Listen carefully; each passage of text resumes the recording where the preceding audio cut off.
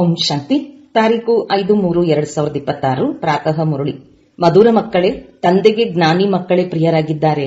ಆದ್ದರಿಂದ ತಂದೆಯ ಸಮಾನ ಮಾಸ್ಟರ್ ಜ್ಞಾನ ಸಾಗರರು ಆಗಿರಿ. ಪ್ರಶ್ನೆ: ಕಲ್ಯಾಣಕಾರಿ ಯುಗದಲ್ಲಿ ತಂದೆಯು ಎಲ್ಲ ಮಕ್ಕಳಿಗೆ ಯಾವ ಸ್ಮೃತಿ ತರಿಸುತ್ತಾರೆ? ಉತ್ತರ: ಮಕ್ಕಳೇ, ನೀವು ತಮ್ಮ ಮನೆಯನ್ನು ಬಿಟ್ಟು 5000 ವರ್ಷಗಳಾಯಿತು.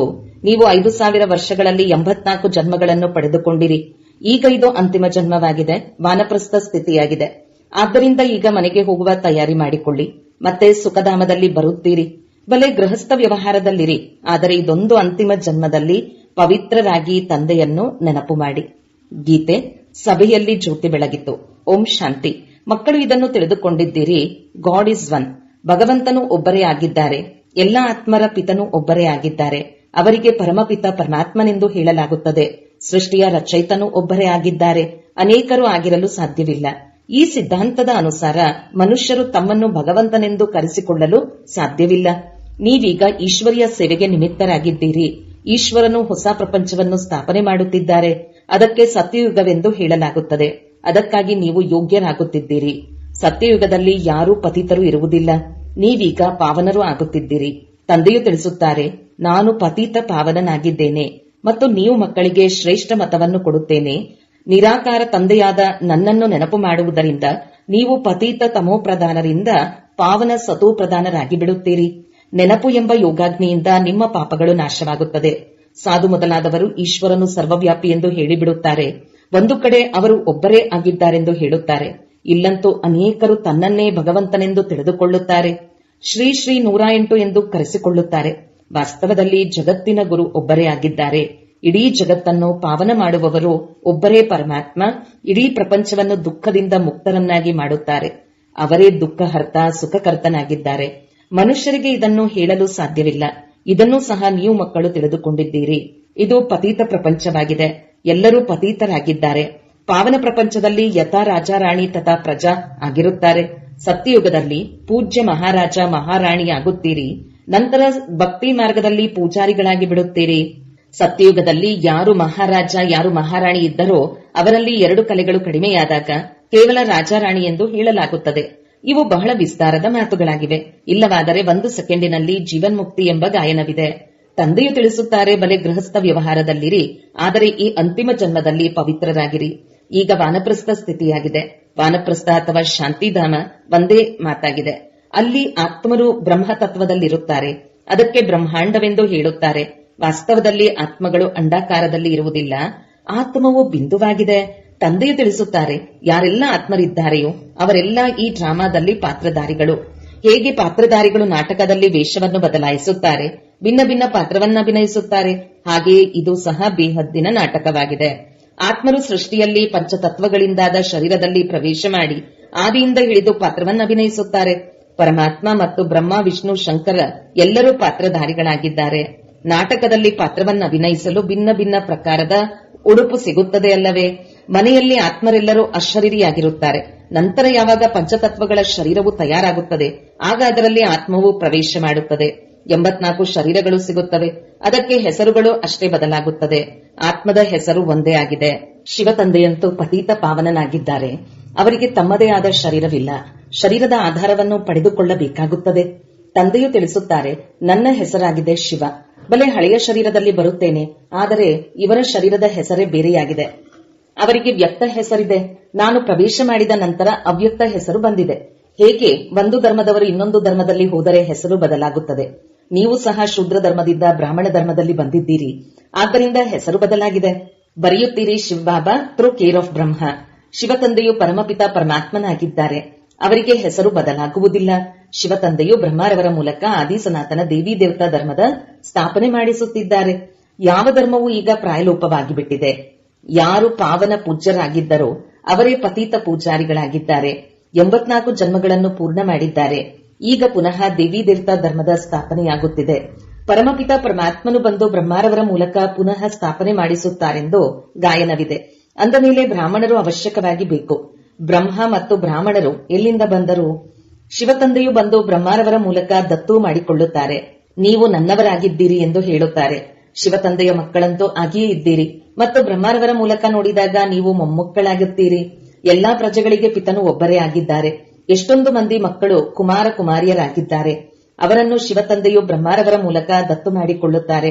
ಮನುಷ್ಯರಿಗೆ ಇದು ಗೊತ್ತಿಲ್ಲ. ತಂದೆಯು ಬಂದು ಆದಿಸನಾತನ ದೇವಿ ದೇವತಾ ಧರ್ಮವನ್ನು ಸ್ಥಾಪನೆ ಮಾಡುತ್ತಾರೆ ಅಂದರೆ ಹೊಸದಾಗಿ ಬರುತ್ತಿರುತ್ತಾರೆ ಎಂದಲ್ಲ.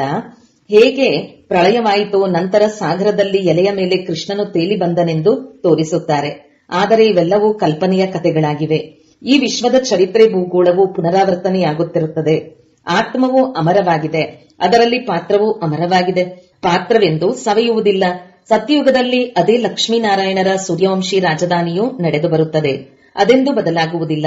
ಪ್ರಪಂಚವು ಹೊಸದರಿಂದ ಹಳೆಯದು, ಹಳೆಯದರಿಂದ ಹೊಸದಾಗುತ್ತಿರುತ್ತದೆ. ಪ್ರತಿಯೊಬ್ಬರಿಗೆ ಅವಿನಾಶಿ ಪಾತ್ರವು ಸಿಕ್ಕಿದೆ.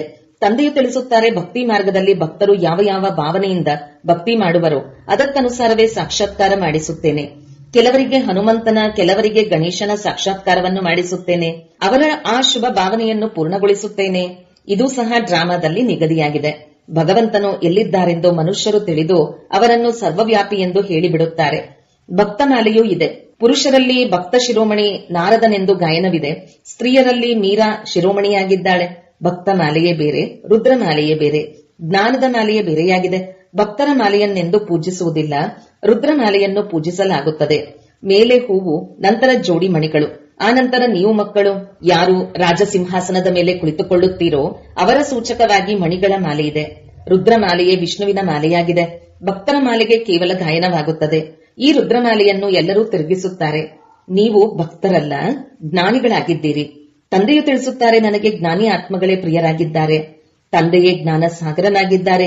ನೀವು ಮಕ್ಕಳಿಗೆ ಜ್ಞಾನವನ್ನು ಕೊಡುತ್ತಿದ್ದಾರೆ. ನಿಮ್ಮ ಮಾಲೆಯು ಪೂಜೆ ಮಾಡಲ್ಪಡುತ್ತದೆ.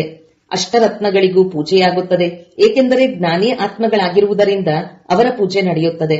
ನವರತ್ನಗಳ ಉಂಗುರವನ್ನು ಮಾಡಿಸಿ ಧರಿಸುತ್ತಾರೆ. ಏಕೆಂದರೆ ಇವರು ಭಾರತವನ್ನು ಸ್ವರ್ಗವನ್ನಾಗಿ ಮಾಡುತ್ತಾರೆ. ಪಾಸ್ ವಿತ್ ಹಾನರ್ ಆಗುತ್ತಾರೆ. ಆದ್ದರಿಂದ ಅವರ ಗಾಯನವಿದೆ. 9ನೇ ಮಣಿಯಾಗಿ ಮಧ್ಯದಲ್ಲಿ ಶಿವತಂದೆಯನ್ನಿಡುತ್ತಾರೆ. ಅದಕ್ಕೆ ನವರತ್ನಗಳೆಂದು ಹೇಳುತ್ತಾರೆ. ಇದು ವಿವರವಾದ ಜ್ಞಾನವಾಗಿದೆ. ತಂದೆಯಂತೂ ಕೇವಲ ಇಷ್ಟನ್ನೇ ಹೇಳುತ್ತಾರೆ, ಮಕ್ಕಳೇ, ತಂದೆ ಮತ್ತು ಆಸ್ತಿಯನ್ನು ನೆನಪು ಮಾಡಿರಿ. ಆಗ ನಿಮ್ಮ ವಿಕರ್ಮಗಳು ವಿನಾಶವಾಗುತ್ತವೆ ಮತ್ತು ನೀವು ಹೊರಟು ಹೋಗುವಿರಿ. ಪತೀತ ಆತ್ಮರು ಪಾವನ ಪ್ರಪಂಚದಲ್ಲಿ ಹೋಗಲು ಸಾಧ್ಯವಿಲ್ಲ. ಇಲ್ಲಿ ಎಲ್ಲರೂ ಪತೀತರಾಗಿದ್ದಾರೆ. ದೇವತೆಗಳ ಶರೀರವಂತೂ ಪವಿತ್ರ, ನಿರ್ವಿಕಾರಿಯಾಗಿರುತ್ತದೆ. ಅವರು ಪೂಜ್ಯರಾಗಿದ್ದಾರೆ. ಯಥಾ ರಾಜಾರಾಣಿ ತಥಾ ಪ್ರಜಾ, ಎಲ್ಲರೂ ಪೂಜ್ಯರಾಗಿರುತ್ತಾರೆ. ಇಲ್ಲಿ ಎಲ್ಲರೂ ಪೂಜಾರಿಗಳಾಗಿದ್ದಾರೆ. ಅಲ್ಲಿ ದುಃಖದ ಮಾತಿರುವುದಿಲ್ಲ. ಅದಕ್ಕೆ ಸ್ವರ್ಗ ಸುಖಧಾಮವೆಂದು ಹೇಳಲಾಗುತ್ತದೆ. ಅಲ್ಲಿ ಸುಖ, ಶಾಂತಿ, ಸಂಪತ್ತು ಎಲ್ಲವೂ ಇತ್ತು. ಈಗಂತೂ ಏನೂ ಇಲ್ಲ. ಆದ್ದರಿಂದ ಇದಕ್ಕೆ ನರಕ, ಅದಕ್ಕೆ ಸ್ವರ್ಗವೆಂದು ಹೇಳಲಾಗುತ್ತದೆ. ನಾವಾತ್ಮರು ಶಾಂತಿಧಾಮದ ನಿವಾಸಿಗಳಾಗಿದ್ದೇವೆ. ಅಲ್ಲಿಂದ ಪಾತ್ರವನ್ನು ಅಭಿನಯಿಸಲು ಬರುತ್ತೇವೆ. ಪೂರ್ಣ 84 ಜನ್ಮಗಳನ್ನು ಪಡೆದುಕೊಳ್ಳಬೇಕಾಗುತ್ತದೆ. ಈಗ ದುಃಖಧಾಮವಾಗಿದೆ. ನಂತರ ನಾವು ಶಾಂತಿಧಾಮಕ್ಕೆ ಹೋಗಿ ಅಲ್ಲಿಂದ ಸುಖಧಾಮಕ್ಕೆ ಬರುತ್ತೇವೆ. ತಂದೆಯು ಸುಖಧಾಮದ ಮಾಲೀಕರನ್ನಾಗಿ ಮಾಡಲು, ಮನುಷ್ಯರಿಂದ ದೇವತೆಗಳನ್ನಾಗಿ ಮಾಡಲು ಪುರುಷಾರ್ಥ ಮಾಡಿಸುತ್ತಿದ್ದಾರೆ. ನಿಮ್ಮದು ಇದು ಸಂಗಮಯುಗವಾಗಿದೆ. ತಂದೆಯು ತಿಳಿಸುತ್ತಾರೆ, ನಾನು ಕಲ್ಪದ ಸಂಗಮ ಯುಗದಲ್ಲಿ ಬರುತ್ತೇನೆ, ಯುಗ ಯುಗಗಳಲ್ಲಿ ಅಲ್ಲ. ನಾನು ಸಂಗಮ ಯುಗದಲ್ಲಿ ಒಂದೇ ಬಾರಿ ಸೃಷ್ಟಿಯನ್ನು ಪರಿವರ್ತನೆ ಮಾಡಲು ಬರುತ್ತೇನೆ. ಸತ್ಯಯುಗವಿತ್ತು, ಈಗ ಕಲಿಯುಗವಾಗಿದೆ. ಪುನಃ ಸತ್ಯಯುಗ ಬರಬೇಕು. ಇದು ಕಲ್ಯಾಣಕಾರಿ ಸಂಗಮ ಯುಗವಾಗಿದೆ. ಎಲ್ಲರ ಕಲ್ಯಾಣವಾಗಬೇಕು. ಎಲ್ಲರನ್ನೂ ರಾವಣನ ಬಂಧನದಿಂದ ಬಿಡಿಸುತ್ತಾರೆ. ಆದ್ದರಿಂದ ಅವರಿಗೆ ದುಃಖಹರ್ತ, ಸುಖಕರ್ತನೆಂದು ಹೇಳಲಾಗುತ್ತದೆ. ಇಲ್ಲಿ ಎಲ್ಲರೂ ದುಃಖಿಯಾಗಿದ್ದಾರೆ. ನೀವು ಸುಖಧಾಮದಲ್ಲಿ ಹೋಗುವುದಕ್ಕಾಗಿ ಪುರುಷಾರ್ಥ ಮಾಡುತ್ತೀರಿ. ಸುಖಧಾಮಕ್ಕೆ ಹೋಗಬೇಕೆಂದರೆ ಮೊದಲು ಶಾಂತಿಧಾಮಕ್ಕೆ ಹೋಗಬೇಕು. ನೀವು ಪಾತ್ರವನ್ನು ಅಭಿನಯಿಸುತ್ತಾ 5,000 ವರ್ಷಗಳಾಗಿದೆ. ತಂದೆಯು ತಿಳಿಸುತ್ತಾರೆ, ನೀವು ತಮ್ಮ ಮನೆಯನ್ನು ಬಿಟ್ಟು 5,000 ವರ್ಷಗಳಾಯಿತು. ಅದರಲ್ಲಿ ನೀವು ಭಾರತವಾಸಿಗಳು 84 ಜನ್ಮಗಳನ್ನು ಪಡೆದುಕೊಂಡಿದ್ದೀರಿ. ಈಗ ನಿಮ್ಮದು ಅಂತಿಮ ಜನ್ಮವಾಗಿದೆ. ಎಲ್ಲರದು ವಾನಪ್ರಸ್ಥ ಸ್ಥಿತಿಯಾಗಿದೆ. ಎಲ್ಲರೂ ಹೋಗಬೇಕಾಗಿದೆ. ಜ್ಞಾನ ಸಾಗರ ಅಥವಾ ರುದ್ರ ಎಂದು ಗಾಯನವಿದೆ. ಇದು ಶಿವನ ಜ್ಞಾನ ಯಜ್ಞವಾಗಿದೆ. ಪತಿತ ಪಾವನನು ಶಿವನಾಗಿದ್ದಾರೆ, ಪರಮಾತ್ಮನೂ ಶಿವನಾಗಿದ್ದಾರೆ. ರುದ್ರ ಎಂಬ ಹೆಸರನ್ನು ಭಕ್ತರು ಇಟ್ಟಿದ್ದಾರೆ. ಆದರೆ ಅವರ ಮೂಲ ಹೆಸರು ಒಂದೇ ಆಗಿದೆ, ಶಿವ. ಶಿವ ತಂದೆಯು ಪ್ರಜಾಪಿತ ಬ್ರಹ್ಮಾರವರ ಮೂಲಕ ಸ್ಥಾಪನೆ ಮಾಡಿಸುತ್ತಾರೆ. ಬ್ರಹ್ಮನು ಒಬ್ಬರೇ ಆಗಿದ್ದಾರೆ. ಇವರು ಪತೀತ ಮತ್ತೆ ಇವರೇ ಪಾವನ ಬ್ರಹ್ಮ ಆಗುತ್ತಾರೆ. ಆಗ ಫರಿಷ್ಠೆಯಾಗುತ್ತಾರೆ. ಸೂಕ್ಷ್ಮವತನದಲ್ಲಿ ಯಾವ ಬ್ರಹ್ಮನನ್ನು ತೋರಿಸುತ್ತಾರೆಯೋ ಅವರು ಬೇರೆ ಅಲ್ಲ. ಬ್ರಹ್ಮನು ಒಬ್ಬರೇ ಆಗಿದ್ದಾರೆ. ಇಲ್ಲಿದ್ದಾಗ ವ್ಯಕ್ತ ಬ್ರಹ್ಮ, ಫರಿಷ್ಠೆಯಾದ ಮೇಲೆ ಅವ್ಯಕ್ತ ಬ್ರಹ್ಮ. ಇವರು ಸಂಪೂರ್ಣ ಪಾವನರಾಗಿ ಬಿಟ್ಟರೆ ಸೂಕ್ಷ್ಮವತನದಲ್ಲಿ ನೋಡುತ್ತೀರಿ. ಅಲ್ಲಿ ಮೂಳೆ ಮಾಂಸ ಏನೂ ಇರುವುದಿಲ್ಲ. ಹೇಗೆ ತಂದೆಯು ತಿಳಿಸಿದ್ದರು, ಯಾವ ಆತ್ಮಕ್ಕೆ ಶರೀರ ಸಿಗುವುದಿಲ್ಲವೋ ಅಲ್ಲಿಯವರೆಗೂ ಅಲೆದಾಡುತ್ತಿರುತ್ತದೆ. ಅದಕ್ಕೆ ಭೂತವೆಂದು ಹೇಳುತ್ತಾರೆ. ಶರೀರವು ಸಿಗುವವರೆಗೂ ಅಲೆದಾಡುತ್ತದೆ. ಕೆಲವು ಆತ್ಮಗಳು ಒಳ್ಳೆಯವರಿರುತ್ತಾರೆ, ಕೆಲವರು ಕೆಟ್ಟವರಿರುತ್ತಾರೆ. ತಂದೆಯು ಪ್ರತಿಯೊಂದು ಮಾತಿನ ತಿಳುವಳಿಕೆ ನೀಡುತ್ತಾರೆ. ಅವರು ಜ್ಞಾನ ಸಾಗರನಾಗಿದ್ದಾರೆ ಅಂದ ಮೇಲೆ ಅವಶ್ಯಕವಾಗಿ ತಿಳಿಸುತ್ತಾರಲ್ಲವೇ. 1 ಸೆಕೆಂಡಿನಲ್ಲಿ ಜೀವನ್ಮುಕ್ತಿ ಇದೆ. ತಂದೆ ಮತ್ತು ಆಸ್ತಿಯನ್ನು ನೆನಪು ಮಾಡಿದರೆ ಸೆಕೆಂಡಿನಲ್ಲಿ ಜೀವನ್ಮುಕ್ತಿಯ ಆಸ್ತಿಯು ಸಿಗುವುದು. ಇದು ಎಷ್ಟು ಸಹಜವಾಗಿದೆ. ಹೆಸರೇ ಆಗಿದೆ ಸಹಜ ರಾಜಯೋಗ. ಭಾರತದ ಯೋಗವು ಇದಾಗಿತ್ತು ಎಂದು ಅವರು ತಿಳಿಯುತ್ತಾರೆ. ಆದರೆ ಆ ಸನ್ಯಾಸಿಗಳು ಮಾಡುವುದು ಹಠಯೋಗವಾಗಿದೆ. ಈ ರಾಜಯೋಗವು ಬಹಳ ಸಹಜವಾಗಿದೆ. ಯೋಗವೆಂದರೆ ನೆನಪು. ಅವರದು ಹಠಯೋಗವಾಗಿದೆ, ಇದು ಸಹಜ ಯೋಗವಾಗಿದೆ.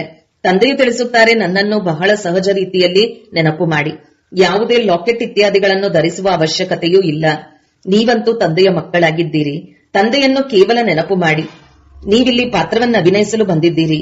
ಈಗ ಎಲ್ಲರೂ ಹಿಂತಿರುಗಿ ಮನೆಗೆ ಹೋಗಬೇಕು. ಮತ್ತೆ ಅದೇ ಪಾತ್ರವನ್ನು ಅಭಿನಯಿಸಬೇಕು. ಭಾರತವಾಸಿಗಳೇ ಸೂರ್ಯವಂಶಿ, ಚಂದ್ರವಂಶಿ, ವೈಶ್ಯವಂಶಿ, ಶೂದ್ರವಂಶಿ ಆಗಿರುತ್ತಾರೆ. ಈ ಮಧ್ಯದಲ್ಲಿ ಅನ್ಯ ಧರ್ಮದವರು ಬರುತ್ತಾರೆ. ನೀವು 84 ಜನ್ಮಗಳನ್ನು ಪಡೆದುಕೊಳ್ಳುತ್ತೀರಿ. ಮತ್ತೆ ನೀವೇ ಮೊಟ್ಟ ಮೊದಲಿಗೆ ಬರಬೇಕು. ನೀವು ಸತ್ಯಯುಗದಲ್ಲಿ ಬಂದಾಗ ಮತ್ತೆಲ್ಲರೂ ಶಾಂತಿಧಾಮದಲ್ಲಿರುತ್ತಾರೆ. ಅನ್ಯ ಧರ್ಮದವರ ವರ್ಣಗಳಿಲ್ಲ, ಭಾರತದ್ದೇ ವರ್ಣಗಳಿವೆ. ನೀವೇ ಸೂರ್ಯವಂಶಿ, ಚಂದ್ರವಂಶಿಯವರಾಗಿದ್ದೀರಿ. ಈಗ ಬ್ರಾಹ್ಮಣ ವರ್ಣದಲ್ಲಿದ್ದೀರಿ. ಬ್ರಹ್ಮವಂಶಿ ಬ್ರಾಹ್ಮಣರಾಗಿದ್ದೀರಿ. ಇವೆಲ್ಲ ಮಾತುಗಳನ್ನು ತಂದೆಯು ತಿಳಿಸುತ್ತಾರೆ. ಯಾರ ಬುದ್ಧಿಯಲ್ಲಿ ಧಾರಣೆಯಾಗುವುದಿಲ್ಲವೋ ಅವರಿಗೆ ಕೇವಲ ತಂದೆಯನ್ನು ನೆನಪು ಮಾಡಿ ಎಂದು ಹೇಳುತ್ತಾರೆ. ಹೇಗೆ ತಂದೆಯನ್ನು ತಿಳಿದುಕೊಳ್ಳುವುದರಿಂದ ಮಕ್ಕಳಿಗೆ ಇದು ತಂದೆಯ ಆಸ್ತಿ ಎಂಬುದು ಅರ್ಥವಾಗಿ ಬಿಡುತ್ತದೆ. ಮಗಳಿಗಂತೂ ಆಸ್ತಿಯು ಸಿಗುವುದಿಲ್ಲ. ಇಲ್ಲಿ ನೀವು ಶಿವತಂದೆಯ ಮಕ್ಕಳಾಗಿದ್ದೀರಿ. ಎಲ್ಲರಿಗೂ ಅಧಿಕಾರವಿದೆ. ಸ್ತ್ರೀ ಪುರುಷ ಎಲ್ಲರಿಗೂ ಹಕ್ಕಿದೆ. ಎಲ್ಲರಿಗೂ ಕಲಿಸಬೇಕು. ಶಿವತಂದೆಯನ್ನು ನೆನಪು ಮಾಡಿ. ಎಷ್ಟು ನೆನಪು ಮಾಡುತ್ತೀರೋ ಅಷ್ಟೇ ವಿಕರ್ಮಗಳು ವಿನಾಶವಾಗುತ್ತದೆ. ಪತಿತರಿಂದ ಪಾವನರಾಗುತ್ತೀರಿ. ಆತ್ಮದಲ್ಲಿ ಯಾವ ತುಕ್ಕು ಹಿಡಿದಿದೆಯೋ ಅದು ಬಿಡುವುದು ಹೇಗೆ? ತಂದೆಯು ತಿಳಿಸುತ್ತಾರೆ, ಯೋಗದಿಂದಲೇ ನಿಮ್ಮಲ್ಲಿರುವ ತುಕ್ಕು ಸಮಾಪ್ತಿಯಾಗುತ್ತದೆ. ಈ ಪತೀತ ಶರೀರವನ್ನಂತೂ ಇಲ್ಲಿಯೇ ಬಿಡಬೇಕು. ಆತ್ಮವು ಪವಿತ್ರವಾಗಿ ಬಿಡುತ್ತದೆ. ಎಲ್ಲರೂ ಸೊಳ್ಳೆಗಳೋಪಾದಿಯಲ್ಲಿ ಹೋಗುತ್ತಾರೆ. ಬುದ್ಧಿಯು ಹೇಳುತ್ತದೆ, ಸತ್ಯಯುಗದಲ್ಲಿ ಬಹಳ ಕಡಿಮೆ ಜನಸಂಖ್ಯೆ ಇರುತ್ತದೆ. ಈ ವಿನಾಶದಲ್ಲಿ ಎಷ್ಟೊಂದು ಮಂದಿ ಸಾವನ್ನಪ್ಪುತ್ತಾರೆ. ಕೆಲವರೇ ಉಳಿಯುತ್ತಾರೆ. ರಾಜರಂತೂ ಕೆಲವರೇ ಇರುತ್ತಾರೆ. ಬಾಕಿ 9 ಲಕ್ಷ ಪ್ರಜೆಗಳು ಸತ್ಯಯುಗದಲ್ಲಿರುತ್ತಾರೆ. ಇದರ ಮೇಲೆ ಗೀತೆಯೂ ಇದೆ ಅಲ್ಲವೇ? 9 ಲಕ್ಷ ನಕ್ಷತ್ರಗಳು ಅಂದರೆ ಪ್ರಜೆಗಳು. ಗಿಡವು ಮೊದಲು ಚಿಕ್ಕದಾಗಿರುತ್ತದೆ, ನಂತರ ವೃದ್ಧಿ ಹೊಂದುತ್ತದೆ. ಈಗಂತೂ ಎಷ್ಟೊಂದು ಮಂದಿ ಆತ್ಮರಿದ್ದಾರೆ. ತಂದೆಯು ಎಲ್ಲರಿಗೂ ಮಾರ್ಗದರ್ಶಕನಾಗಿ ಕರೆದುಕೊಂಡು ಹೋಗುತ್ತಾರೆ. ಒಳ್ಳೆಯದು. ಮಧುರಾತಿ ಮಧುರ ಅಗಲಿ ಹೋಗಿ ಮರಳಿ ಸಿಕ್ಕಿರುವ ಮಕ್ಕಳ ಪ್ರತಿ ಮಾತಾಪಿತಾ ಬಾಪ್ದಾದರವರ ನೆನಪು, ಪ್ರೀತಿ ಹಾಗೂ ಸುಪ್ರಭಾತ. ಆತ್ಮೀಯ ಮಕ್ಕಳಿಗೆ ಆತ್ಮೀಯ ತಂದೆಯ ನಮಸ್ತೆ. ಧಾರಣೆಗಾಗಿ ಮುಖ್ಯ ಸಾರ 1. ಯೋಗಾಗ್ನಿಯಿಂದ ವಿಕರ್ಮಗಳ ತುಕ್ಕನ್ನು ಭಸ್ಮ ಮಾಡಿಕೊಂಡು ಪಾವನರು ಆಗಬೇಕು. ಈಗ ವಾನಪ್ರಸ್ಥ ಸ್ಥಿತಿಯಾಗಿದೆ. ಆದ್ದರಿಂದ ಹಿಂತಿರುಗಿ ಮನೆಗೆ ಹೋಗಲು ಸಂಪೂರ್ಣ ಸತೋಪ್ರಧಾನರಾಗಬೇಕು. 2. ಈ ಕಲ್ಯಾಣಕಾರಿ ಯುಗದಲ್ಲಿ ತಂದೆಯ ಸಮಾನ ದುಃಖಹರ್ತ ಸುಖಕರ್ತರು ಆಗಬೇಕು. ವರದಾನ: ಸದಾ ಕಂಬೈನ್ ಸ್ವರೂಪದ ಸ್ಮೃತಿಯ ಮೂಲಕ ಕಷ್ಟವಿರುವ ಕಾರ್ಯವನ್ನು ಸಹಜಗೊಳಿಸುವಂತಹ ಡಬಲ್ ಲೈಟ್ ಭವ.